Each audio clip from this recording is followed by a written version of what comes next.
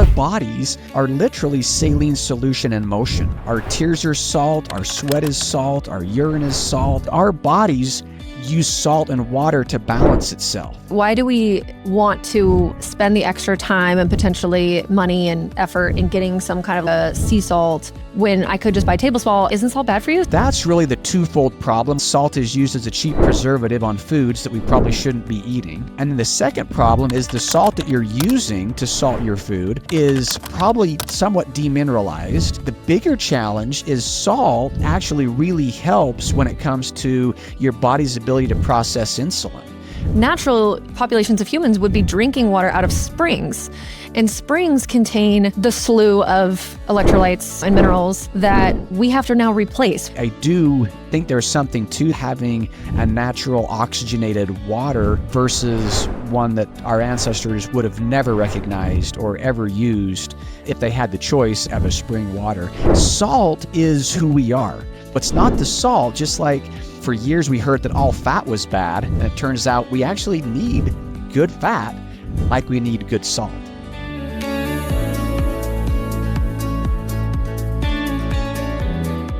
Welcome back to Healthy as a Mother. I am your co-host, Dr. Morgan McDermott, and this is the show for becoming and being a mother, where Dr. Leah and I share our natural women's health and motherhood guidance that you've been looking for through our fresh, functional, and balanced lens. And today, you guys, I have on a very special guest. This is Darryl from Redmond Real Salt, and he is here to talk all about minerals, salt intake, dietary intake, salt sources, how salt should be considered as a health food, and what we should maybe be looking out for, different ways that salt can be refined or not. And also, we had a really fascinating conversation about water sources and the minerals that were in the water from our human adaptation, and how do we get salt, and how is our water now different when it's a dead water? What is dead water? So, I mean, we really deep dived into so many different topics. And Darryl is a fascinating person because he's very nerdy about this topic in the way that I'm very nerdy about birth. And so it was a really beautiful joining of forces to talk and deep dive into a topic that maybe you haven't really thought that much about, but I promise you're going to learn a lot. So here we go. Okay, welcome to the podcast, Darryl. Darryl Bosshardt is a salt expert from Redmond that we are going to absolutely pick your brain apart today and talk about all of the salt myths and the controversies and just get some clarity about what is going on with the salt and sodium intake world.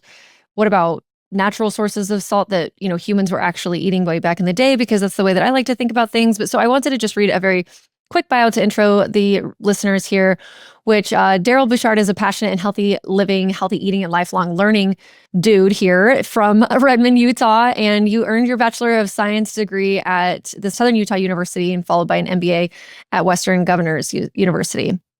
And you work for the family mineral business, which is so cool. So when you were like a little kid, was it around, or did it happen throughout your life? Yeah, I tell people when I was a kid, if I got in trouble, my dad would tell me, if you don't straighten up, I'm going to send you to the salt mines. And he wasn't kidding. Yeah, so my grandpa and his brother in the 1950s started the company. So I've been around, I haven't been around that long. The salts makes me look young, but not quite 1950s young.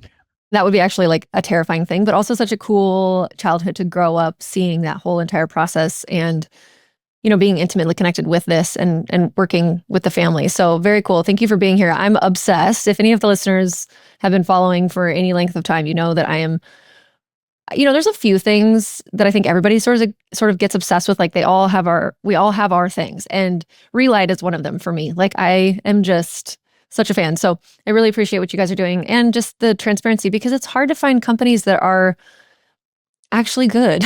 I know you guys have probably lots of feelings about that too, but it's frustrating as somebody who wants to be able to recommend top tier and not feel, like it's one thing as a doctor recommending products to patients to know that there's maybe like something a little bit less ideal with a certain supplement or whatever, and it's fine, it's whatever. And then it's one thing to be like, no, literally every aspect of this company and the work that they do is in integrity.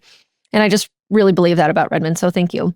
It's a pleasure to be on the program. And in fact, I'd say there's 3 questions. And maybe we can end with that. But when you're looking for a great electrolyte or a great salt or a great, probably anything, I think there's just three questions you can ask, and I think it'll give you a great product, whether you're buying, a home appliance, whether you're buying salt, whether you're buying eggs. So maybe we can kind of use that as a teaser for these three questions we'll talk about at the end.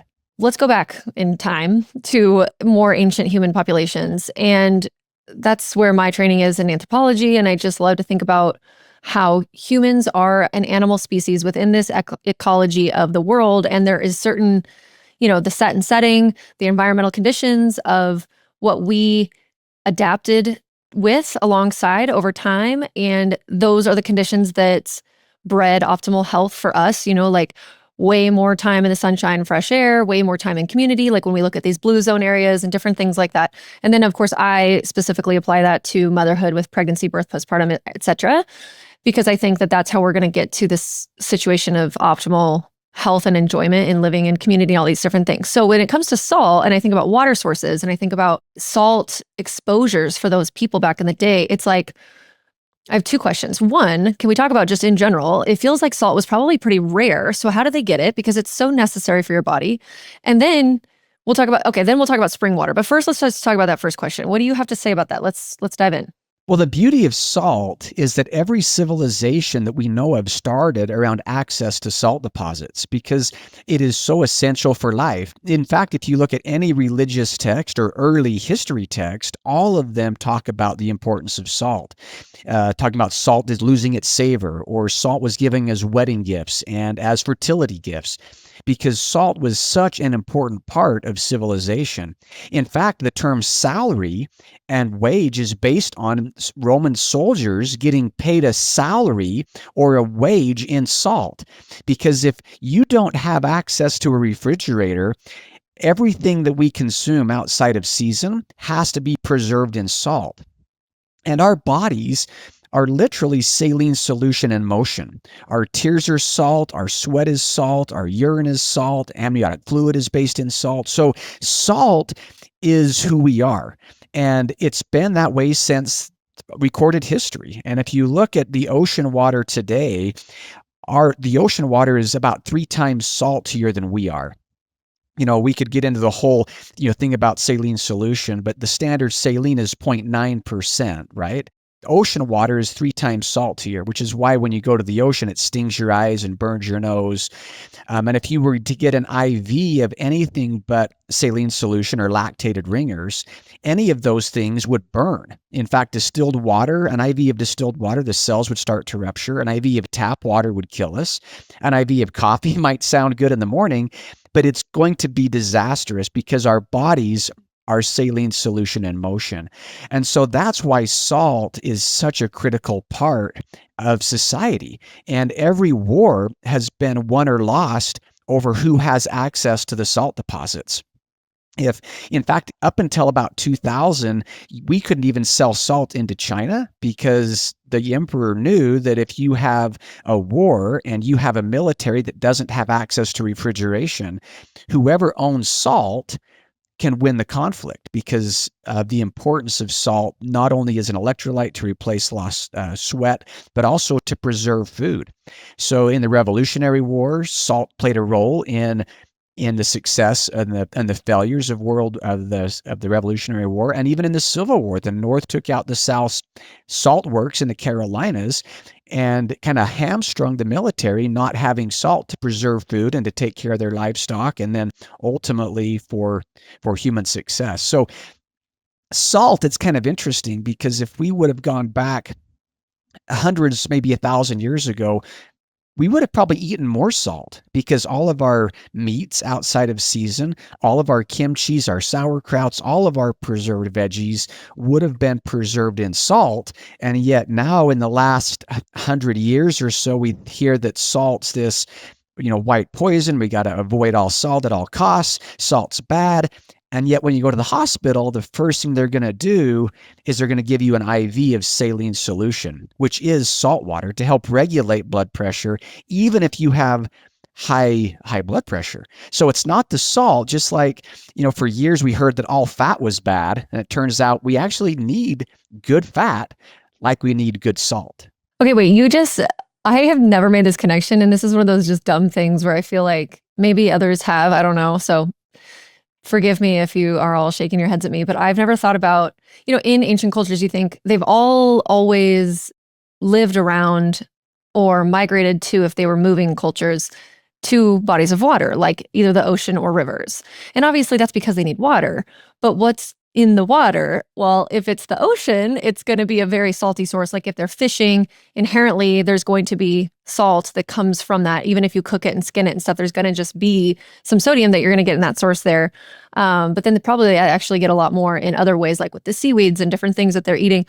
But then if you're inland and you're not near an ocean, but you're near the water, then you're near these natural springs, these natural rivers and different things, drinking that water, which is going to have at least some, maybe not like a high amount, but some level of sodium, and then the full electrolyte profile as well. And I just hadn't thought about that. Like they go hand in hand, the water and the salt, in terms of survival. There was a book written by this French, or actually a European naturopath, and the book is Water and Salt, the Essence of Life.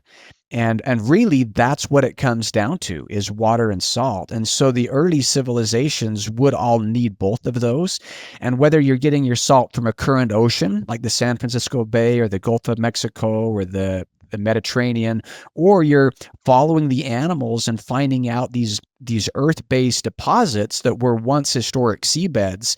And that's how deposits like the deposit here in Utah was found, was by early man watching the animals find the salt deposits, very similar to the Bolivian salt in Bolivia and the Himalayan or the pink salt that comes out of the Pakistan, Nepal region.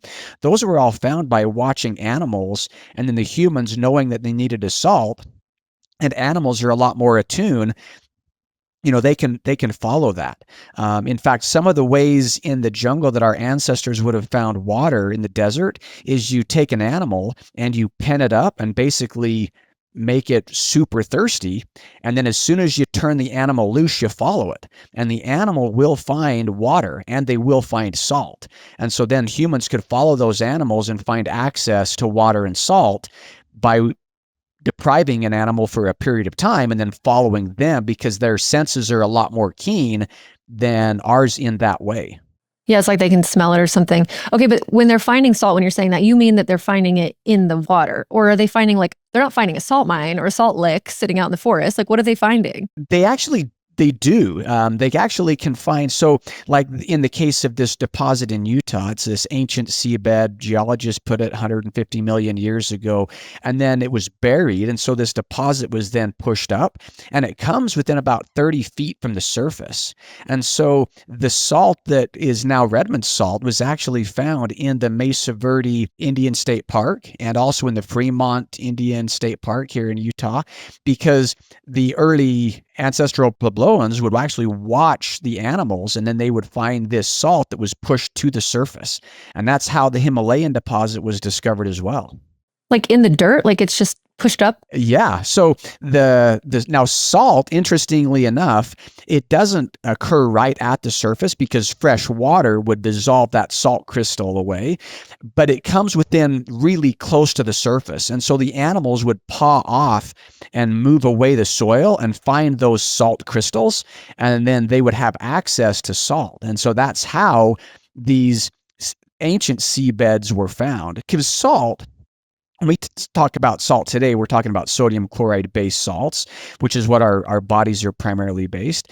And they can come from a current ocean, from a dead sea, like the Dead Sea in Israel or the Dead Sea here in Utah called the Great Salt Lake, or it can come from a prehistoric or an ancient seabed, but they're all coming from an ocean at some point. And so if you lived on the coast, you could go out to the ocean, and ocean water today is 3% salt. So you could get a 5-gallon bucket and scoop up a bunch of salt and bring it home and boil it, boil all the water off, and then you're left with the remaining salt crystals. And the ocean water occurs with potassium chloride, magnesium chloride, calcium chloride, iodine, which is why seaweed is one of the best sources of iodine, is because it's in the ocean, and it tends to filter that in the ocean water. And so if you bring that ocean water and boil it and evaporate it all together, you get a complex chloride. It's predominantly sodium and chloride, but you also get these other minerals and elements. As opposed to today, a lot of salt manufacturers, instead of taking the seawater in its complete form, you can take the seawater and now through a series of evaporation ponds, you can pull off those different chlorides. So here in Utah, we have the Great Salt Lake. One of the most valuable minerals out of the Great Salt Lake, which is extremely salty, which is why they call it the Great Salt Lake, it actually isn't sodium and chloride. The most valuable is actually magnesium. And what they can do with electrolysis is they can take that Great Salt Lake water, which is mostly sodium and chloride, they can move it to a pond, and with a different membrane, they can leach off the magnesium chloride. Then they move the water to the next pond and pull off the potassium chloride. Then they move it to the next pond. And so it's actually the magnesium that they can then turn into metal magnesium or supplements is the more valuable part of the Great Salt Lake. Similar, if you and I had a dairy farm and we took the cream off the milk and sold that first, now arguably that cream and maybe even the colostrum are the more valuable parts of that milk. And with salt, kind of similar. And a lot of, even though you can pull off the cream and sell it separately, some would say maybe that's not the best, especially when we're talking about baby nutrition. And with salt, it's the kind of the same thing, is we need those other electrolytes and not just that pure sodium and chloride. Okay, and this is why like your ancient unrefined sea salt that comes from the Redmond mines is superior, because it does already have small amounts of those other minerals in it. Because so there's no pulling off leaching electrolysis situation that you guys are doing. You're just I don't know. Earlier, like for those that are watching on YouTube, you'll have seen this, but earlier, in case you're not watching, you lifted up like a huge hunk of what I'm assuming is salt. It looks like a crystal. It looks like a chunk of, like you'd go buy it in a crystal shop, but that's just like a hunk of salt. And so when you guys get those from the mines, what do you do next? You just break it into little tiny pieces? Yeah, I mean, you could do the entire process with a hammer outside of your toolbox and the screen in your kitchen window. And all we do is we break it off the wall in a crystal form. That's about 98% sodium and chloride with about 2% mineral. And then we just break it apart, like if you were to throw it in your flour mill or your Vitamix, and then we screen it just to make sure the particle sizes are all the same size. And so we have a larger screen that we would call coarse.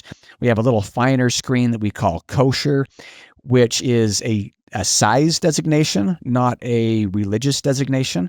And then there's a smaller particle that we call fine. And then we have one that's like powder, almost like confectioner sugar.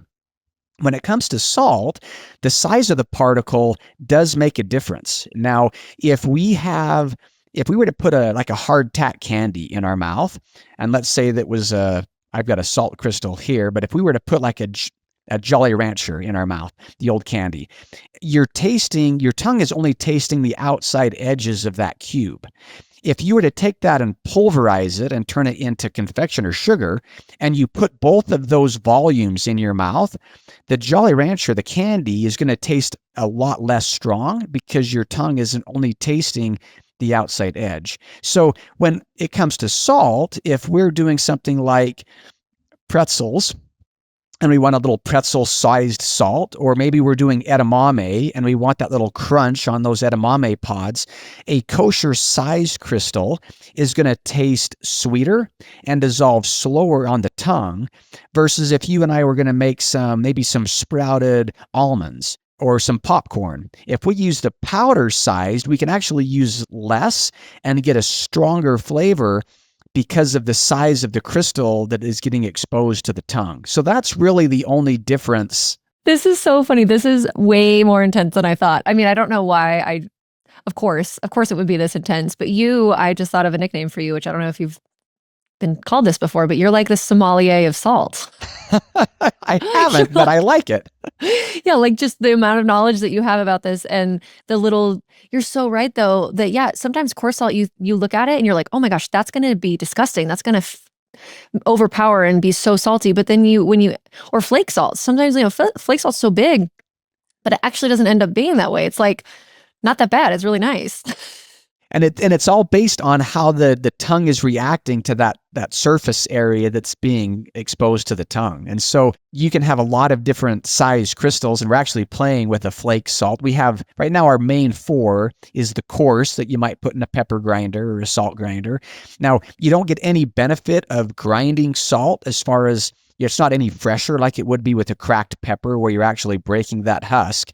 The nice thing about a grinder is a lot of grinders, you can actually change the size. So you could go from a smaller or bigger. Then there's the kosher size. Now, kosher is kind of fun because there's 2 meanings of kosher. If any of the audience is Jewish or has any Jewish ancestry, they would understand that there's this terminology in the first 5 books of the Old Testament with the Torah, with the Jewish law of health. And in the Jewish law of health, blood is not clean. It's not kosher. And so if you're Jewish, you can't eat blood or a bunch of other things that are mentioned in the Old Testament. Well, salt is hygroscopic, meaning it sucks water out of the air. So if I put this crystal on your desk in a very humid day in Florida, it's actually going to be a dehumidifier because it's hygroscopic. It sucks water out of the air. And because of that, salt's job in the body, we can talk about this in a second, is to regulate the intracellular and extracellular fluids. And it does that because it's hygroscopic. And so if you put a salt crystal on a big piece of meat, this is obviously like a microscope version, that salt crystal is going to suck the blood out of the meat. And blood is not kosher. And so a piece of koshering salt will suck blood out of meat and not make the meat overly salty. So it's known as koshering salt. So that flake that we have come to know as kosher salt, it's actually, that size is defined because it will make meat kosher. It'll suck blood out of meat.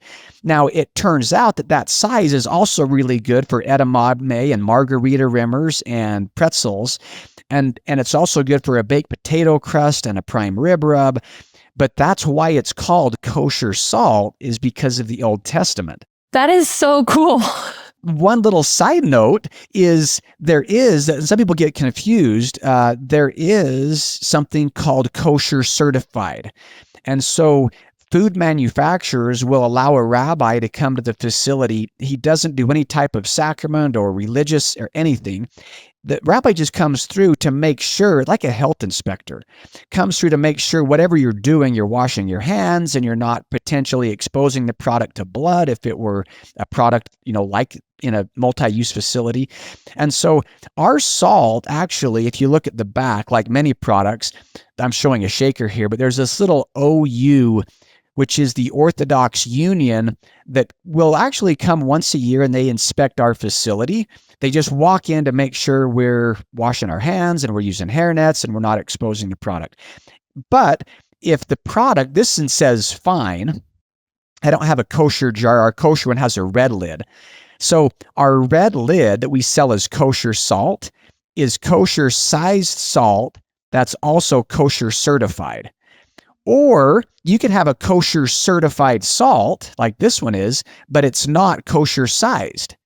So I'm kind of geeking out. It's fine. It's like a different grain size. Yeah. Oh my gosh. That is so cool. Okay. So electrolytes are trending, yes, but they have been in need of our human bodies for all of time. And if you're drinking another popular and delicious salty electrolyte, here's why you should be drinking Relight instead. First of all, have you ever considered the salt source of these other brands? Because most of them just use table salt. Yeah, table salt. You don't want that. Redmond's Relight Powders uses their unrefined ancient sea salt that they mine in Utah. This salt source contains 60 plus trace minerals along with calcium, chloride, potassium, and magnesium in 2 different forms, glycinate and malate. The minerals that they use in the Relight powders are all in the appropriate proportions and forms too. The metabolic needs of pregnancy, healing postpartum, and milk making require more minerals than in other times of your life. Pregnancy itself demands huge increases in your blood volume, which takes, more minerals. Relight is the perfect blend to be sipping during your pregnancy or during your labor even, and especially while you're breastfeeding. It tastes amazing, and my favorite flavors oscillate between mixed berry, lemon lime, and the strawberry lemonade. But you can try a sample pack and try all the flavors for yourself and see what you think. Use code HEALTHYMOTHER to save 15% on your entire Redmond order. That includes their OG sea salt, other seasonings, bentonite clays, toothpaste, and more.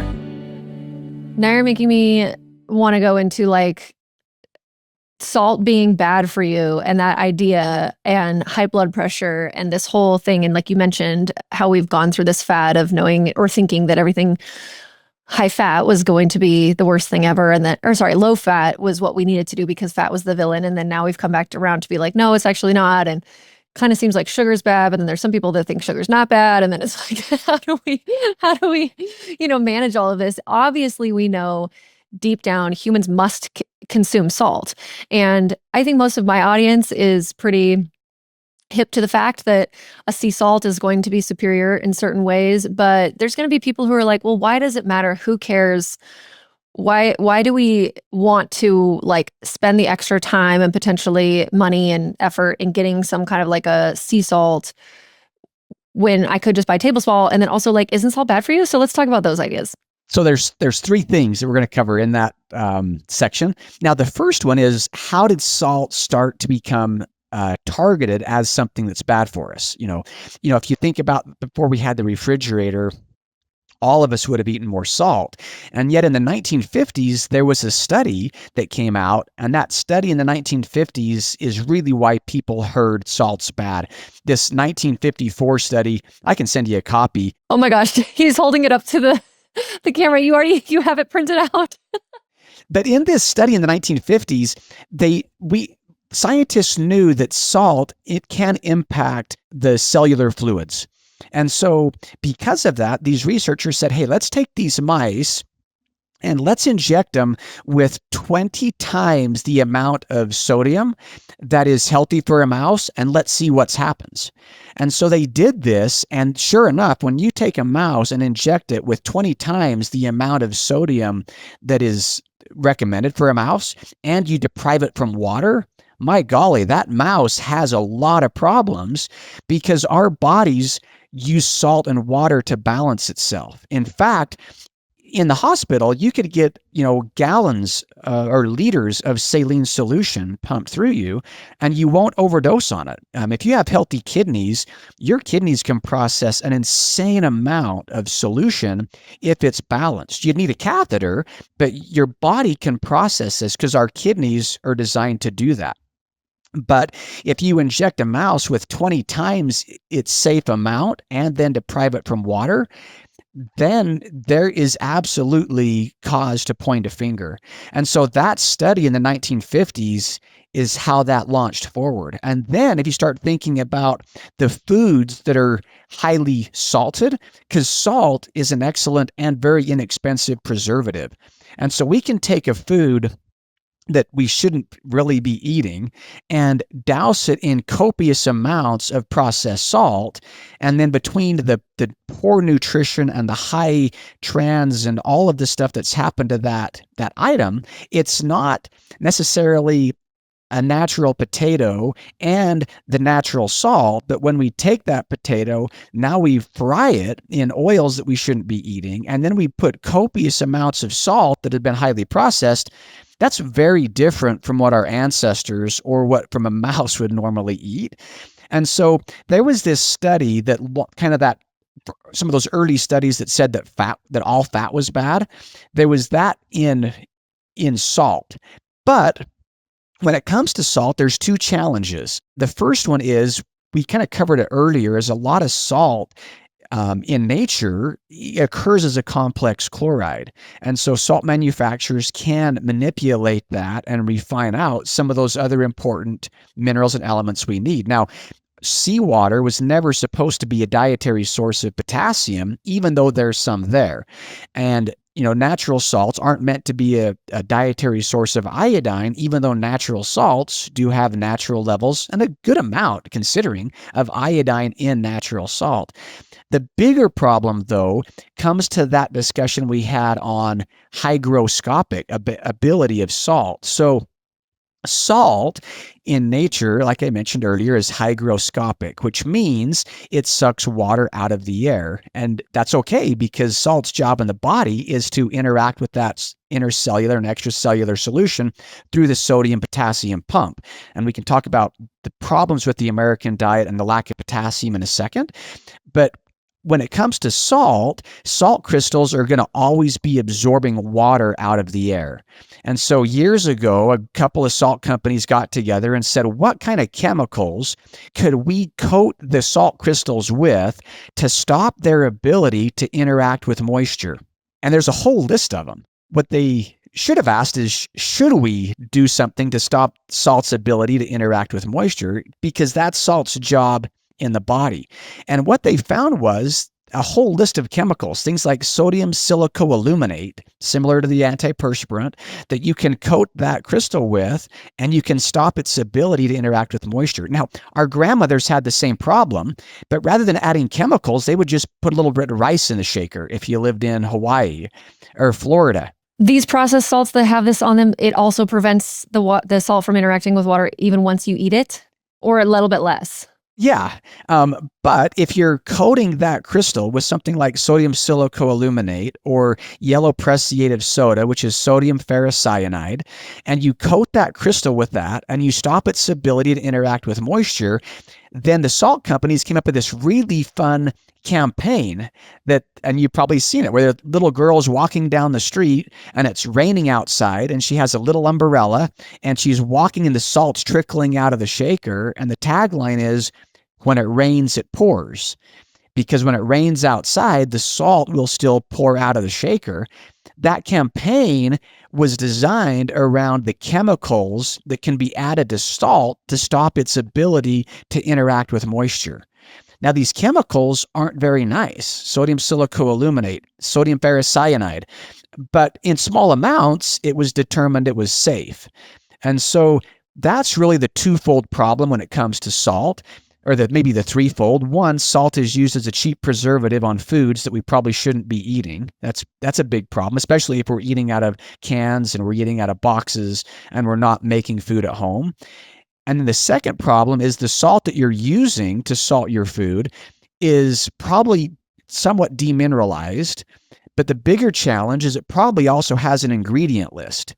And if your salt has an ingredient list, or you're getting salt from the soup can or the box, you might be getting too much salt if you were eating processed foods all day long. You'd have to work at it because you can safely consume a high amount of salt. In fact, there's some studies that I can show you from the American Journal of Medicine that shows that sodium consumption of less than 2,300 milligrams, which is the daily recommended allowance, sodium intake of less than that amount resulted in a 430% increase in myocardial infarctions because of the impact on salt in the body. And the bigger challenge is salt actually really helps when it comes to your body's ability to process insulin. And so what we find now is when somebody switches to a low salt diet, their insulin resistance spikes, their ability to digest food drops because our bodies require chloride to make hydrochloric acid to be able to digest our food. So if you have a low salt diet, not only are you going to start struggling with muscle cramps, fatigue, brain fog, all kinds of muscular and cellular issues, but then you'll also have insulin resistance, and then you'll also have poor digestion because our bodies are saline solution in motion, and we would never deprive a patient in the hospital of saline solution. In fact, we know that. Yeah, this is such a classic modern human problem where we're like, salt's the problem after we inject mice with 20 times the amount that they need and give them no water. And then we're like, see, it's salt. And then we're like putting salt all over things. I'm thinking of Spam and bologna and processed meats and different things that are going to be higher in that kind of way, and thinking to ourselves that, it must be the salt, that's the reason. And it's out of balance with the other electrolytes. It's not the way that it would be in nature or in the natural world. And I don't know this, I'm going to go off on a tangent really fast about the Brewer's diet. I don't know if you've heard of that, if you're familiar, but those that are pregnant or are maybe have been pregnant in the past, or specifically those with a past history of preeclampsia might find this interesting. So The Brewer's diet is one angle in which we can attempt to manage preeclampsia risk or high blood pressure in pregnancy. It may not be a preeclamptic high blood pressure in pregnancy. There's two different potential conditions that can occur in that way. But so Dr. Brewer was a doctor back in the day who kind of observed different populations in the way that they were eating and what was going on. And so his diet is really, it's like unrestricted calories. It's like at least 2,500 calories per day. Unrestricted salt adding to food, a lot of water, and then specifically also like about 100 grams of protein per day. Because in his mind, his theory, a lot of women who become pregnant and now there's this increase in blood volume, and the body needs to keep this set point of this increase in blood volume. And if at any point, usually in the second or third trimester, potentially there's maybe the woman is eating less, she becomes dehydrated over a period of many weeks, or she's not eating as much protein, or something where there is a noticeable blood volume drop going on in the body, or we're not able to maintain this higher volume that the body wants and expects, it will do what it needs to do compensatorily to get it higher. So it will constrict blood vessels. Now we have a little bit of a higher blood pressure. Also for the point in the way that our bodies naturally control for postpartum hemorrhage. So if we're losing blood and we're losing blood volume, what do we do to like try to stop that as we constrict our blood vessels and we get it to stop? So the Brewer's diet is twofold in terms of how it increases the blood volume. One, with a protein.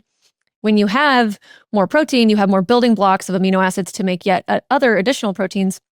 And in his theory, he's like, let's have enough protein on board in order for the liver to make albumin.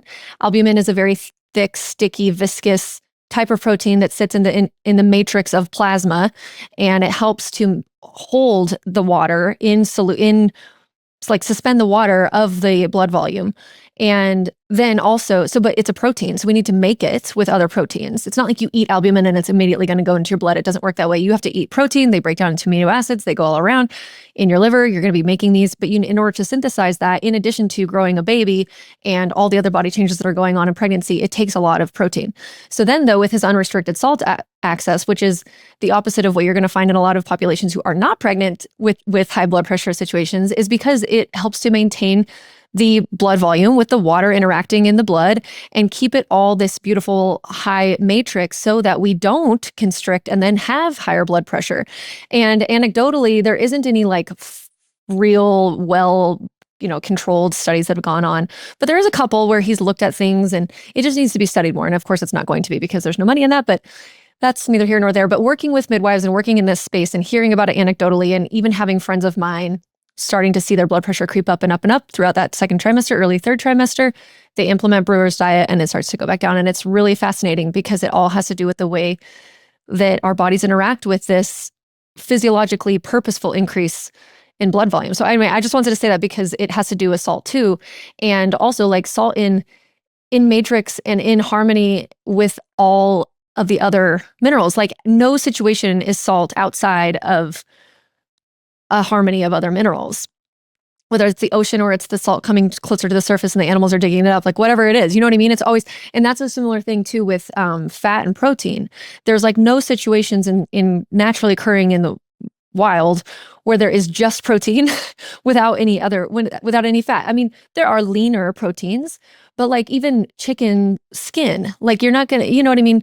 Eating the chicken with the skin. And then how does that help with all of the synthesizing of the nutrients? And then, having your vitamin A in solution with, or not solution, but in conjunction with vitamin D, and how that helps to prevent vitamin D, all these things, because people want to just take one isolated thing and just be like, hey, now we're going to only take our sodium chloride. And it's like, no, but what about everything else? And this is where, as a naturopathic doctor, we love using herbs, because herbs are usually the basis of most pharmaceuticals anyways. It's just one particular compound in a plant that they've taken and singled out, and then now they're making it in like mass production so that they can make a pharmaceutical. But to backtrack and be like, well, hold on. Yes, maybe this is the one compound that is most responsible for the physiological change in the body. When it works in synergy with all of the other compounds that are complementary to it, now we have way less side effects because we're not just taking this one thing and pushing it so hard into the body and into the pathway. All of this just makes so much intuitive sense to me about the way of the natural world and how it's perfect when we live within it. And it is not perfect right now in the modern way that we're living. And so we have to really be our own advocates. And that's the whole point of our podcast, really, is like, we have to be our own advocates. Like, sorry, you have to learn this yourself. You have to do it yourself. You cannot just lean back and trust all of the different other external sources because they're not complete. It's not that they're usually fully lying. They're just usually not complete, or they're missing things, or they're missing context, or it's not a conversation you can have in a 7-minute appointment or whatever. And with salt, it's the same thing. It's like, no, you guys, this does matter. Think about it for more than 5 seconds about where this is coming from. If it's such a vital component of our lives and of our, and people ask me all the time with Relight, can I drink it when I'm pregnant? Can I drink it when I'm breastfeeding? And I'm always like, yes, it's encouraged. Like, please give your body these electrolytes, because so many people are just drinking tap water, or like you called it before we started recording, dead water. And I want to talk about that too, because natural populations of humans would be drinking water out of springs, and springs contain the slew of electrolytes, and minerals that we have to now replace with something like Relight, because we're not getting it. So let's talk about that for a sec. I love your discussion there on foods, because if we look at our human ancestors, we wouldn't have. I love raspberries, and so I can go to the store and I could buy a whole bushel of raspberries, and I could eat those all at once, which isn't how our ancestors would have done it. And there's a cost. Like when I was a little kid, when I would go to my grandmother's raspberry bush, there's a cost involved, not only taking the time to harvest them, but I'm getting poked. And so I'm not going to sit there, and maybe a bear would, but I'm not going to sit there and overdose on raspberries like I can now, even though raspberries are good for me. Honey's the same way. It's very different to go to your cupboard and just grab a jar of honey and eat the whole thing, versus if our ancestors like, hey, there's a cost involved. I used to be a beekeeper, and so getting honey isn't as easy as it is now, and salt was kind of the same way. And so if we look at the way we're consuming foods, if we have ultra-processed orange juice, that's very different from me sitting down and eating a bushel of oranges with all of the other cofactors, with all of the fiber, with all of the different complexes, versus just, drinking pure orange juice, which arguably is going to really spike my insulin, very different from eating the same volume of oranges that it would have taken to make that singular cup of orange juice. And so I love the idea of listening to our bodies. And salt, I think a lot of people think they're craving sugar. And so I've noticed that myself. When I'm really intentional, I'll be home. Maybe I think, what really sounds good is a bunch of sugar right now. And if I take a salt crystal and put it under my tongue, it actually tastes sweet if I am lacking salt. And so what I encourage people to do, not only drink lots of water, but if you're starting to feel like a headache coming on, instead of reaching for whatever headache pharmaceutical, try a 1/4 teaspoon of salt under your tongue and a big glass of water. Because oftentimes, because of the volume of water in our brains, dehydration really shows up as a headache and irritability early on. And so when that first happens, maybe a big glass of Relight for your kids might be the first, if they're getting ornery and, miserable and they don't feel well, a big glass of Relight or a big glass of make your own salt solution might be a better place to start than some comfort foods or something else, because oftentimes our bodies do misunderstand a craving for salt as a craving for sugar. Yeah, I definitely noticed that myself, and I get an energy boost when I drink it. Like, I think this happened, I don't know, it wasn't yesterday, it was like maybe 2 days ago. And I was just feeling so tired. And I had been drinking regular water, but I made an electrolyte drink, and I really was like, this is not a placebo.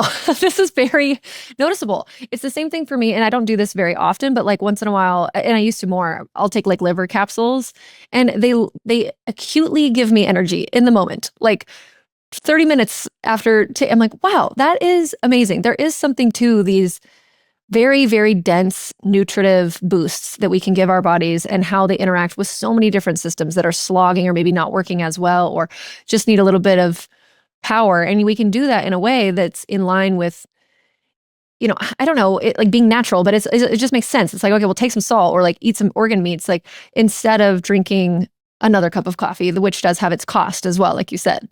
Well, and when it comes to water, I think it's really interesting because if we look, as you mentioned, we went back thousands of years ago. Our ancestors wouldn't have walked into a grocery store and bought a plastic jug full of water that's maybe sat there for 2 months, 3 months, maybe a year. And when water sits, if you've ever had a fish tank, you know that you can't put fish in a fish tank and expect them to live if there's not a bubbler, because fish actually are actively using the oxygen in that water. Now, we don't have gills and we're not using water that way, but our bodies, even anecdotally, to me, I can go and drink spring water that's right out of a spring on the mountain. I'm up, enjoying the outdoors. Or I can drink water that's gone through an oxygenator or an ionizer to help, add more oxygen to that water. And I can drink a quart of it and I don't get that belly slosh that I do that if I drink a quart of water that's just out of a tap or that's just sitting there in a gallon jug that maybe I bought at a grocery store. To me, then I start feeling that, I drank too much water and I feel like that sloshy feeling.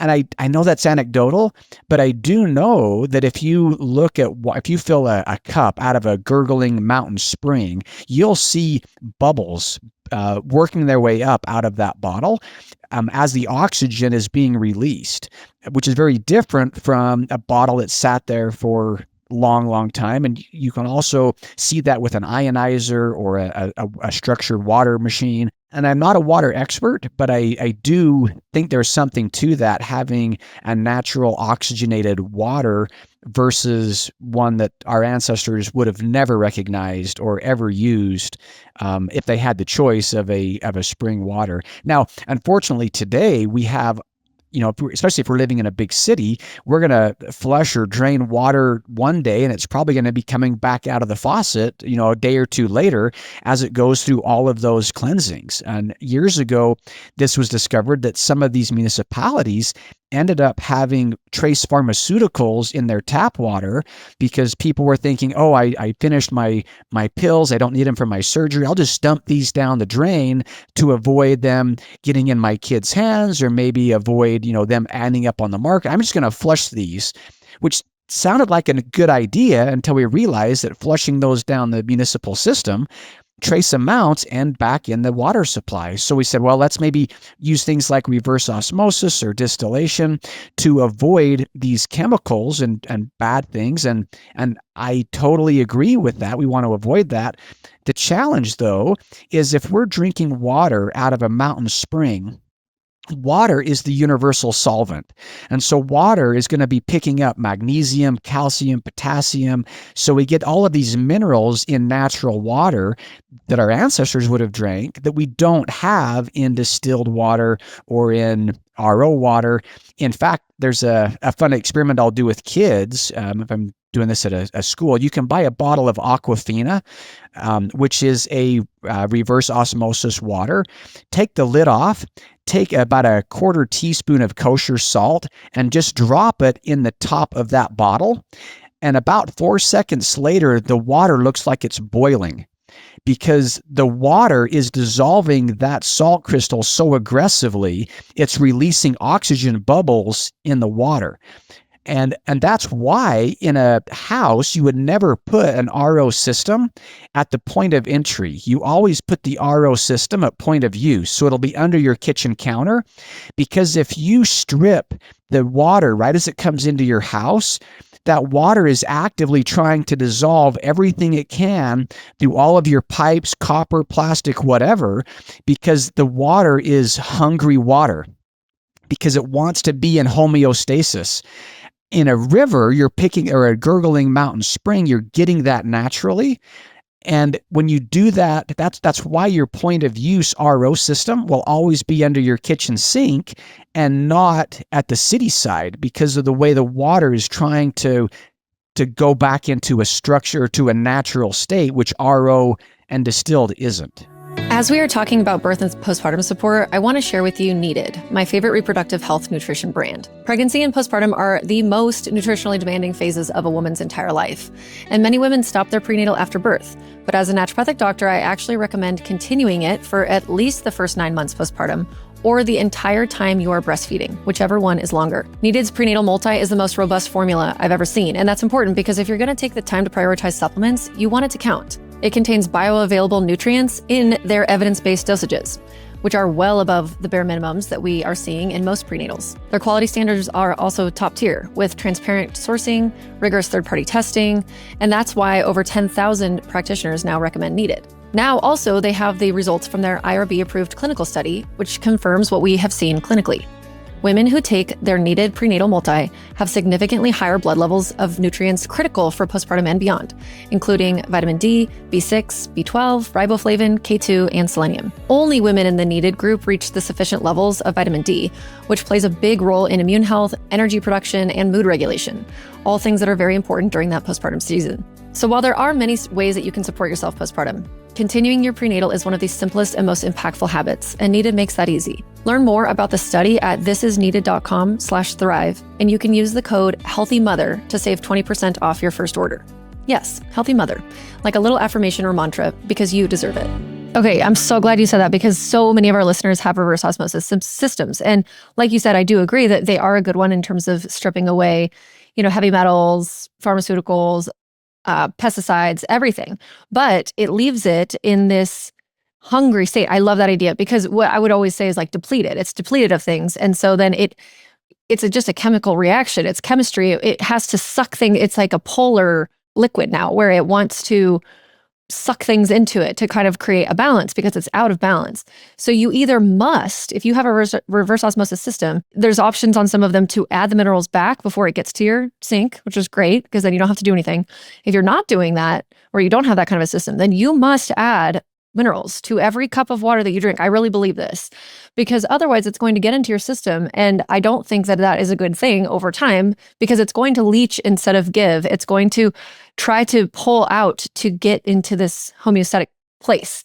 Spring water, because it's a full system, isn't going to do that. And our bodies, if we go back to early grade school, we would have learned that our bodies are 72% water. Now, maybe in pregnancy, it's even different. I don't know. But if we used 72% outside of a spiritual discussion, I am really just, if I'm 150 pounds, so at 72%, I'm 108 pounds of water and I'm 42 pounds of mineral.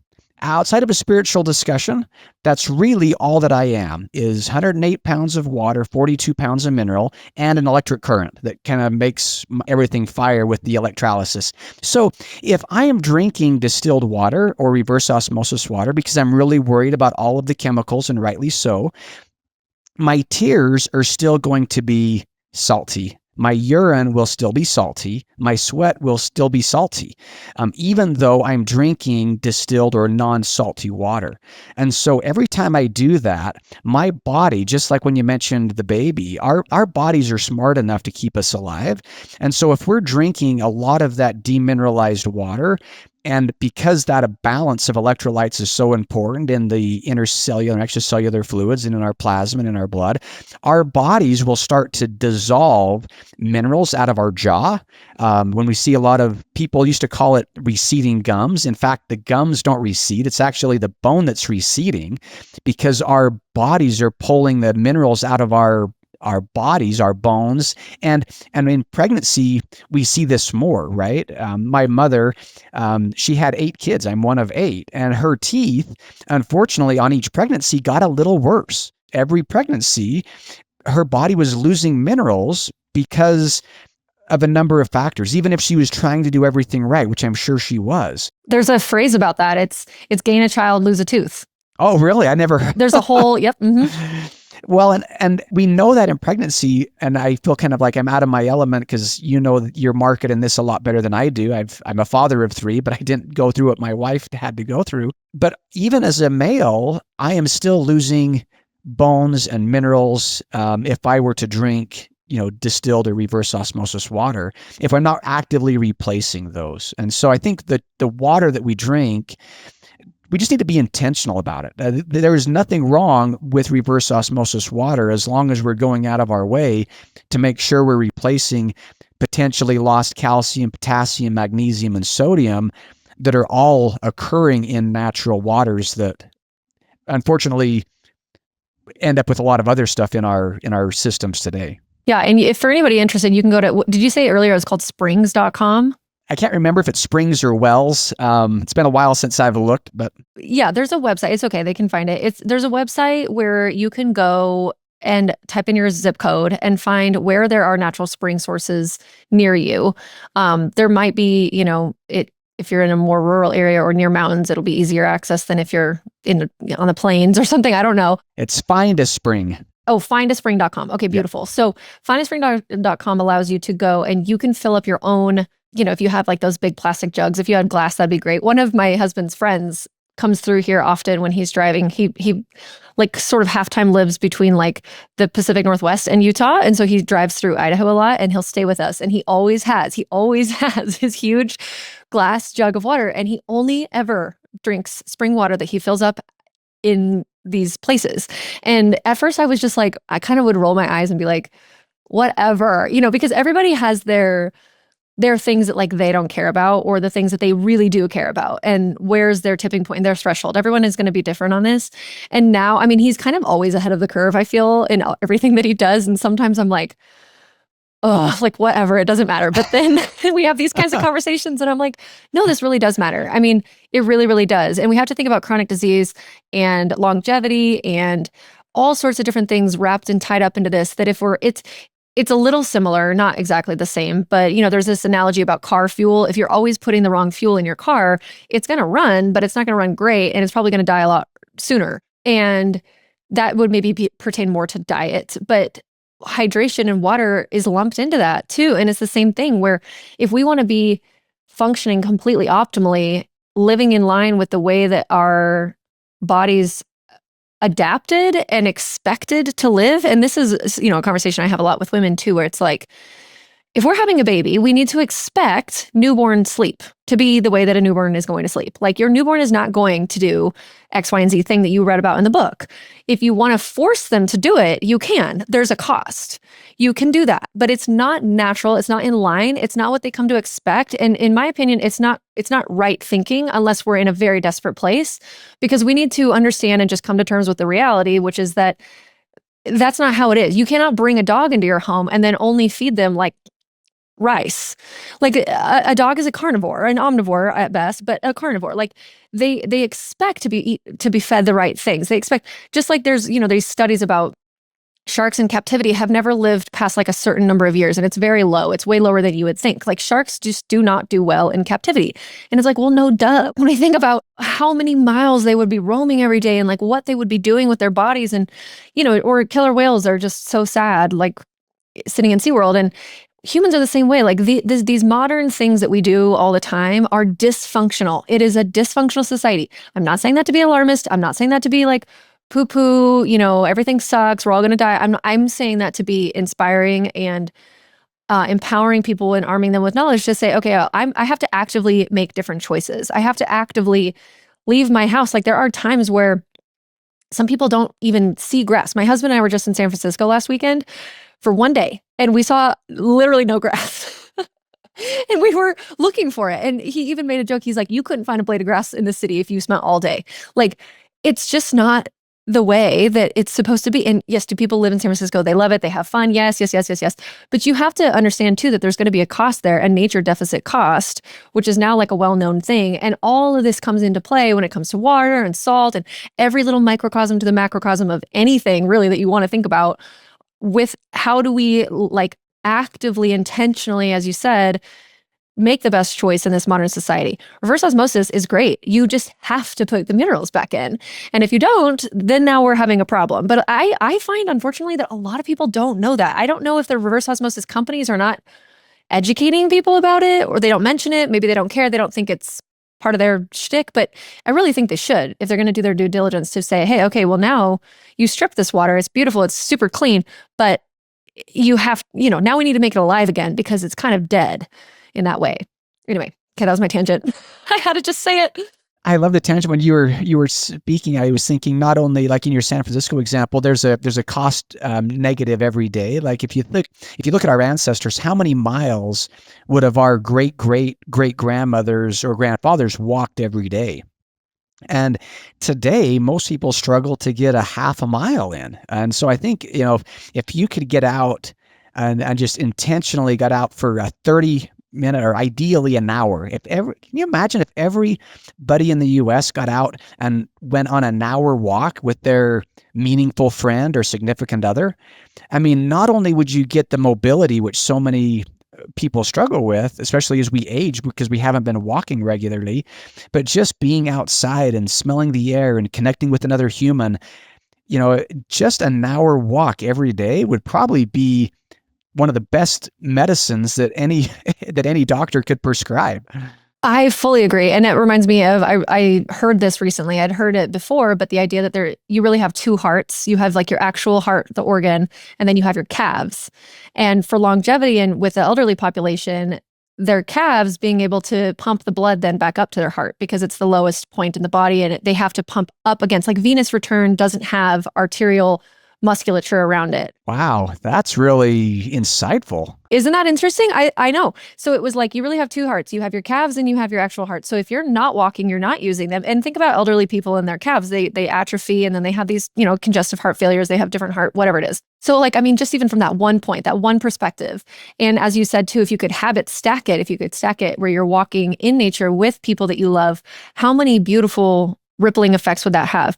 The unfortunate aspect of humans in general, and then specifically Americans, I think, is that we are such a convenience culture, and the noticeable impacts of a habit like that are going to be slower and I don't know, you'd have to be really digging to find it, to see it. It's just something that you would do because that's what's right. Like that's just what you do. That's what you should do.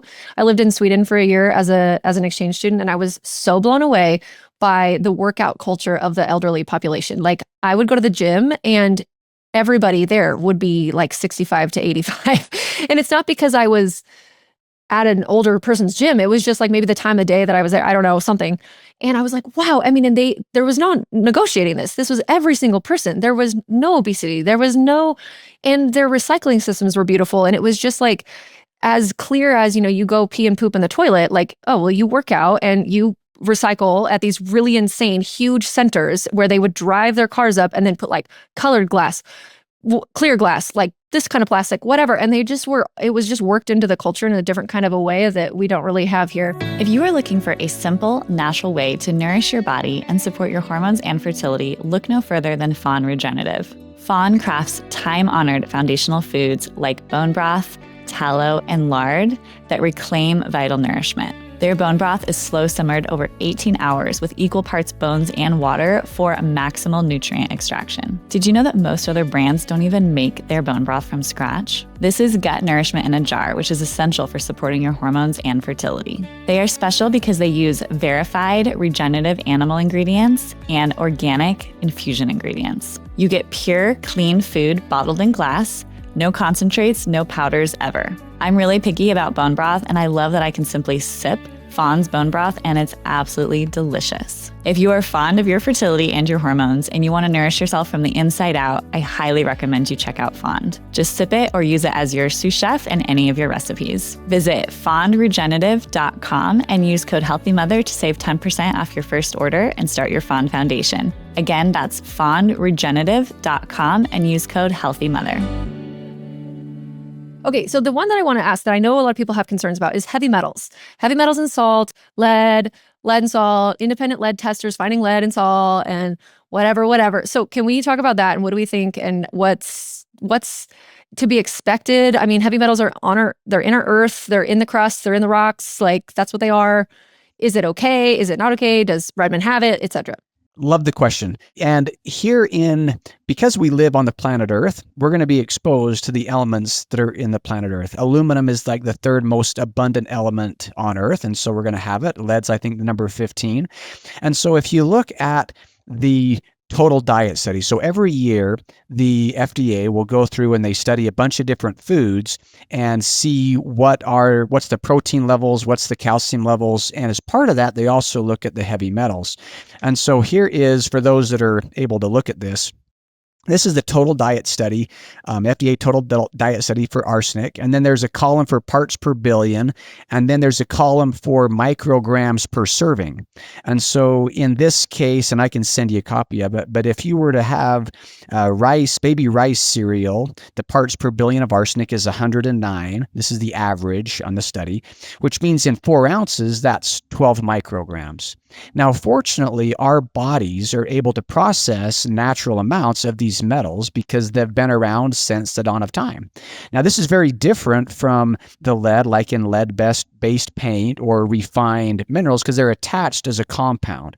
And in the body, these compounds don't all interact the same. For instance, sodium is a very caustic, very alkaline metal, and chloride or chlorine is a very acidic gas. And yet you put them together and sodium and chloride act differently. Aluminum is the same way. You can have processed aluminum that acts very different from an aluminum silicate that's bound into a clay particle that the body, because of the electric charge, cannot absorb. And so that's the first element, or the first idea, is that every element you see is not pure and refined. And so that's challenge one. The second thing is our bodies, thankfully, can process certain amounts. In terms of arsenic, the FDA says you can process 2 milligrams per kilogram of body weight per day. So an older person can process more than maybe a young infant, which is why the levels are different. When it comes to lead, what they do is they use a number that's 10 times the safe amount. So here is an example of the safe amounts for pregnancy and women. And what they have is the safe amount for females of childbearing age is 88 micrograms per day of lead. 88 micrograms. Now, and they use a safety factor of 10 to say ideally you get less than 8.8. But 88 is the safe amount. And for a young child that's less than 6, that safe amount is 22 micrograms. And they'll use an interim amount of 10 times, or a factor of 10 to say 2 is what you should shoot for. So how that means in our bodies, in the case of lead, this is that same diet study. And I know it's kind of hard to see here, but for sweet potatoes, the average amount for organic sweet potatoes is 21 parts per billion, which means parts per billion, parts per million. It's a percentage. It's not an amount. So we have to convert that by how much we're consuming to be able to convert that to micrograms, because micrograms is that number that they say is safe. 88 was the number for adults. So if I have 4 ounces of sweet potatoes at 21 parts per billion, then I'm going to get 2 micrograms of lead in that serving, which is 2, and the safe amount is 88, and I'm going to get some from my water and some from all of my other foods. And so that's kind of the key to remember, is that natural foods have them. They always have. Fortunately, our bodies can process it. The thing that is a kind of a headline, sometimes a clickbait, is they'll say, look at water. So if we look at water, the safe amount of water is 15 parts per billion. So that's the safe amount of lead in water, is 15 parts per billion. If I'm 150 pounds and I'm drinking 75 ounces worth of water, that's half my body weight in ounces, I have to convert 15 into the 75 ounces to convert that to the micrograms I'm getting from my water. In this case, I would get 31.89 micrograms of lead at 15 parts per billion of the 88 that's safe. So they're saying, hey, you're 88 safe. You're going to get half of that from your water and probably half of that from your food. And so you're fine. Now, yes, avoid food that's raised right next to a nuclear facility or right next to a big oil refinery, because those are going to have higher amounts, and avoid lead-based paint. But there's an amount there. So the difference when it comes to salt, I might drink 70 ounces of water a day. And if I eat a lot of salt, I'll probably eat 6 grams. And so the challenge comes when we're talking about metals, is we look at salt or other natural foods. In the case of salt, the amount is usually between 100 and 190 or even 200 parts per billion. And so if you're looking at parts per billion, it sounds scary because you're saying, hey, wait a second, safe water is 15, the amount in sweet potatoes is 21, and salt is 200? Oh my gosh, that's crazy. Until you convert it to micrograms per day. And if you have something that's 200 parts per billion and you're eating 6 grams of it, that works out to be 0.96 micrograms, as opposed to the 30 that I'm getting from my water, or the 4 or the 8 that I'm getting from my sweet potatoes. Wow. Okay. That's definitely, it puts in perspective. Yeah. It makes a great headline, but when we're looking at parts per billion, it's like saying salary or a wage because it's a percent. And would you rather have 1% of my salary or 1% of Taylor Swift's salary? Or even 15% or 20% of my salary and 0.5% of her salary? So parts per billion and parts per million don't mean anything until we convert it to how much weight of that item are we consuming. And so, yes, we should be worried about the heavy metals, and we should be worried about the pharmaceuticals in our water supply and our food supply. But if I'm eating 10 pounds of water in a day, and I'm drinking or I'm eating, 6 grams or less of salt per day, we have to convert that to milligrams per serving. And if we look at foods, like a typical food, if I'm eating a 8-ounce serving of sweet potatoes, the average amount is 4 micrograms in that one 8-ounce sweet potato, versus in my daily 6 grams of salt would be less than a single microgram. And so and fortunately, our bodies can process up to that 88 amount for adults and 22 micrograms for kids that are less than 18 and over 7, and 22 micrograms for those that are younger than 6 when it comes to lead specifically. So really, you have to be able to understand these when these people come out and they say, this is how much was found in my independent third-party testing, that it doesn't have meaning until we can really see what all is going on with it, basically, is how it seems. Yeah, unless you were looking at micrograms per serving or micrograms per daily use, that's a much better way to track it. And another illustration of that is safe water is less than 15 parts per billion. If you look at salt, the safe amount of salt is less than 2,000 parts per billion.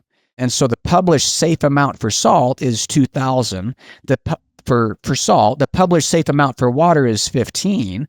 The published safe amount for baby food is like 5 or something like that, because baby food, assuming the baby is just getting formula and that's 100% of their diet and they only weigh 6 pounds or 7 pounds, their percentage of their diet, what they're consuming, is a lot different, which is why humans, when it comes to water, it's 15 parts per billion safe water and 2,000 parts per billion safe salt. With arsenic, it's 500 parts per billion arsenic. And you'll see salts, whether it's ours or Celtic or Himalayan, and they've got, oh my gosh, there's 80 or there's 50.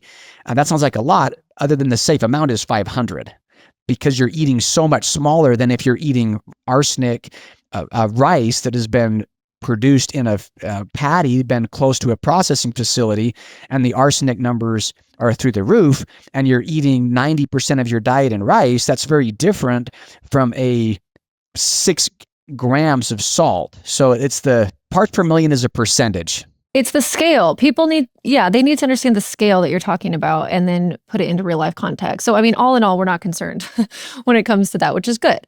Okay. And then Darryl, we need to wrap up. But at the beginning, you said that there was 3 questions about choosing a good electrolyte. And I want to get back to that, make sure we don't miss that. Yeah. So the 3 questions, and I think this questions whether you're buying steak or you're buying milk or you're buying whatever. The first one is who's producing it. Today we can go to a grocery store and sometimes we buy a gallon of milk or we buy a jar of salt, and you have no idea who actually produced that. Even if it might say some national brand, it's probably commingled in some bottling facility, and you don't really know the farmer that was producing that. Even farmers markets are a little hard. There's a farmers market here in town, and sometimes you go to the farmers market And it looks like the guy selling it at the farmer's market was just over at the local grocer, buying it there and then reselling it at the park as farmer's market. But if you can know who's producing it, then you can ask the second question is, what's the source? Now, was it coming, if it's some sweet basil, was it grown in an aquaponic system in the backyard? Was it grown next to a chemical plant?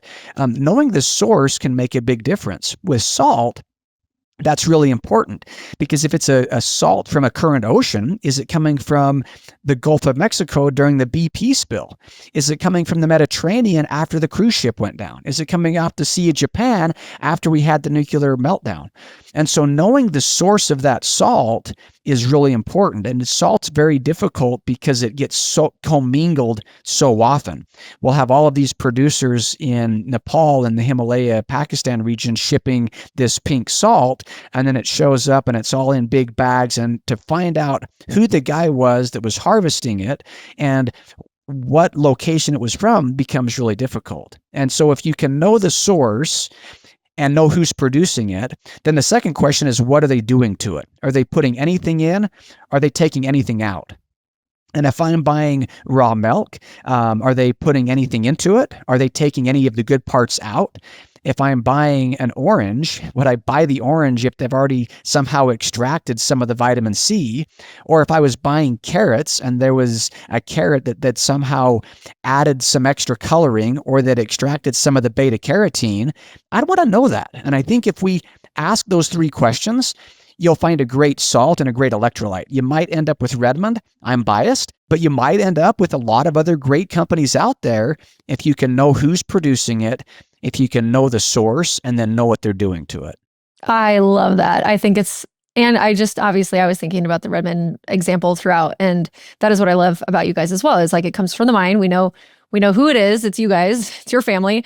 We know where it is. It's all just only coming from your mind. It's not coming from multiple places all around the globe. And then we know that you're not doing anything to it or adding anything to it. And I think that, unfortunately, this is the level in which we need to be intimately tied to our food. It's something I'm trying to teach my kids. My kids are 9, 6, 5, like in a couple days, and almost 2. And so my 9-year-old is really, and my 6-year-old, I think, are both starting to really connect to the ideas, understanding, like, it's starting to become fall. Our chickens are suddenly laying way less eggs. So I had to buy eggs at the store the other day for the first time in like 6 months. It's so lame. I feel so like embarrassed about my disdain for that act, but I was just so annoyed that I had to do that. And even when I'm trying to buy like pastured, eggs and stuff, the yolks are just not at all as rich yellow as the ones that we have. It just feels different. I'm like, ugh. But anyway, I'm able to like have these conversations with my kids at all times about, okay, well, you ate it In-N-Out. How do you feel? Like, how do you actually feel now? And they're both starting. My 6-year-old told me the other day she never wants to eat it In-N-Out again because it really doesn't make her feel well. And I'm not like planting that idea. I'm asking questions. And then I am sometimes drawing the connection of, oh, you have a stomachache now. Well, what did you eat?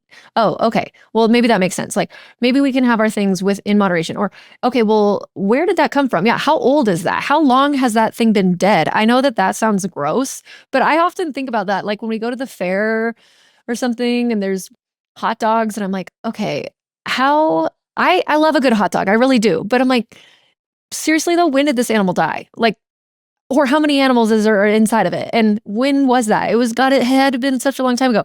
And it's not to ruin the experience. It's just to, cultivate awareness and start to have these thoughts in our heads about all of the different products we buy. And it can feel overwhelming, but you just slowly chip away at it. Like you slowly start to find your companies that you really love for different things, whether it's supplements or salt or your protein powder or whatever.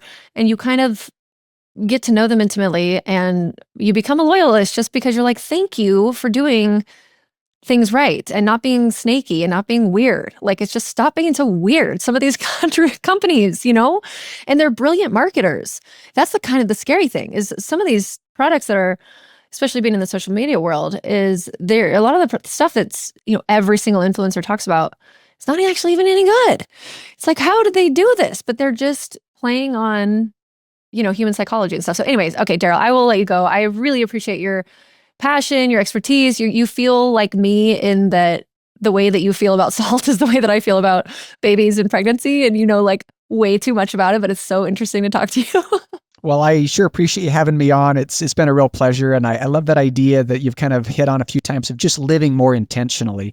Yes, we're all going to make choices that maybe don't align with our current philosophy occasionally, and we'll, cheat on our cheat days. But I think if we all could be a little more intentional about how we spend our dollars and how we spend our life, it'd be a lot happier, healthier place. And so thanks for having me on. Absolutely. Yeah. Thank you for being here. And I just appreciate your passion and your brilliance around this topic. Have a great rest of your day. Thank you. Are you pregnant or you're trying to conceive and you're looking for reliable natural health information about how to have a healthy pregnancy and also prepare for the future steps in motherhood to come, like the birth, the breastfeeding, and the postpartum? Because I have got you. So this is exactly the reason why I made the 6-week pregnancy call. And it's my most comprehensive resource. It's the thing that I absolutely love. I've poured my heart and soul into it. It's all of the things that I wish that every woman knew when they are entering motherhood. It's a pregnancy health course, birth prep series, breastfeeding 101 class, and a postpartum planning course all in one. And normally I run it as a class with live Q&A calls, but now it's available in a content-only format so that you can purchase it at any time and start learning immediately. It's called the lessons-only format, and it is just only all of the video lessons that you'll get access to for forever. So log on to milkmedicine.com/lessons-only or check out the link in the show notes.